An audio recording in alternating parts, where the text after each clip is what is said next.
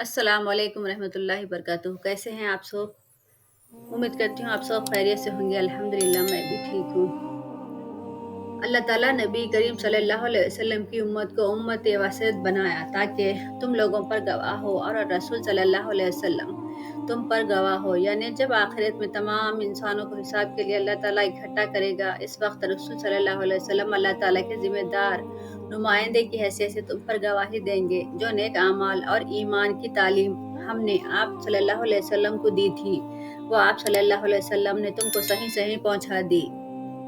इसके बाद तुमको आम इंसानों पर गवाह की हैसियत से उठना होगा और ये शहादत देनी होगी कि रसूल सल्लल्लाहु अलैहि वसल्लम ने जो कुछ हिदायत तुम तक पहुंचाई वो और जो सही तालीम तुमको दी, तो तुमने इसे आगे बढ़ाने में कोताही और सुस्ती नहीं की।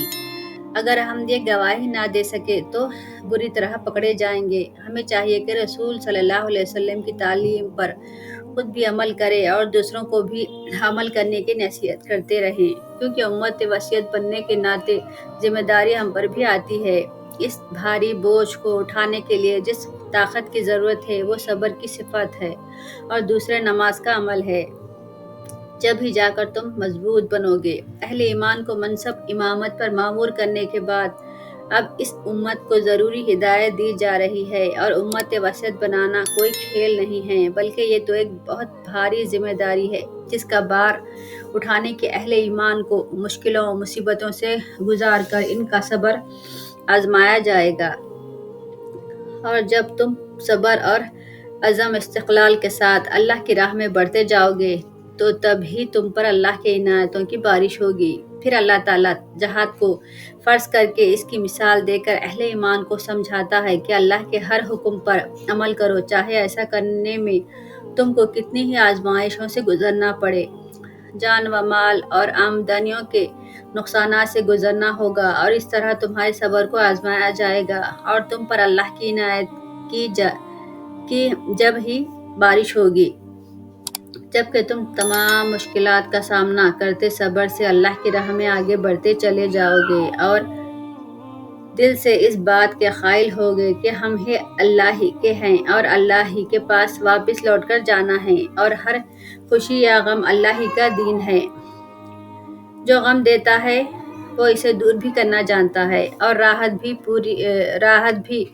फिर वही देता है और हर हाल में हमें अल्लाह का शुक्र गुजार होना चाहिए। ऐसे लोगों से अल्लाह ताला राज़ी है और जो अल्लाह ताला की राह में जान दे इसे मुर्दा मत समझो। इस सूरे में जंग के ज़माने में भी नमाज माफ़ नहीं किया गया, बल्कि ऐसे ख़तरनाक मौक़ों पर भी नमाज पढ़नी चाहिए, इसलिए नमाज को कसर करने का हुक्म दिया गया, यानी सिर्फ 2 रकात पढ़ी जाए। इस तरह सिर्फ सफ़र के दौरान भी जंग में पहले एक गुरवाह नमाज के लिए खड़े हो तो दूसरा गुरवाह इसकी हिफाजत करे और फिर तीसरा अगर वो अपनी नमाज अदा करे जबकि पहला गुरवाह इसकी हिफाजत करे। इस सूरे में क़सास का हुक्म दिया गया, यानी खून का बदला जान लेने का फ़ाल जो कातिल ने किया है वो ही इसके साथ किया जाए, चाहे कातिल कितनी ही बड़ी पोजीशन का हो। हाँ, इंसानी भाईचारे के नाते खून की कीमत लेकर इसे माफ़ कर सकते हो। जाहिलियत के ज़माने में एक आदमी के खून के बदले में वो पूरे ख़ानदान को लुटा देता था और अगर कातिल किसी ऊंचे ख़ानदान का हो और मक़तूल अदना दर्जे का, तो वो ये भी गवारा नहीं करते कि कातिल मारा जाए, या अगर कबीले का मुअज़्ज़िज़ आदमी कत्ल हो तो वो ये चाहते थे कि ख़ानदान के कबीले का भी कोई मुअज़्ज़िज़ कत्ल हो। इसीलिए अल्लाह ताला ने इनकी इस्लाह की।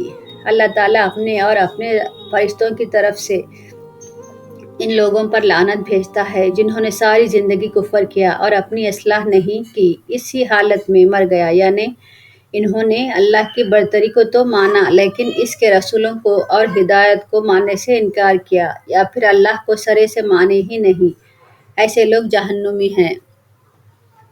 इस सूरे में हज के अरकान बताए गए हैं और ये भी कि सफ़ा और मरवा के बीच दौड़ना, जो कि मक्का में मस्जिद हरम में 2 पहाड़ियाँ हैं जिनके अरकान में से है, और इस तरह करना गुनाह नहीं है, क्योंकि कुफ़र के ज़माने में लोगों ने इस दौरान 2 पहाड़ियों पर 2 बड़े बुत खड़े किए थे और इनके गर्द तवाफ ہونے لگا۔ پھر جب لوگوں نے اسلام قبول کرنا شروع کیا تو ان کے ذہن میں آیا کہ صفا مروہ کے درمیان سعی کرنا ممکن ہے، گناہ ہو۔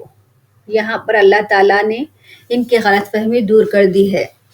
اس سورے میں شراب، جوئے اور سود کے لین دین پر بھی پابندی لگائی گئی ہے اور اللہ کے نام کی قسم کھانے پر سخت گرفت کی گئی ہے، جس کا کفارہ رکھا گیا ہے، جو کہ 3 دن کے روزے یا ایک غلام آزاد کرنا ہے۔ اس میں عرب کی جاہلیت رسم کو بھی ختم کیا ہے، جبکہ وہ بیویوں کو کئی بار طلاق دیتے تھے اور پھر اپنی زوجیت میں رکھ لیتے تھے۔ اسی لیے طلاق 2 بار ہے، جس میں عدت کا قانون عورت کے لیے تجویز کیا گیا ہے۔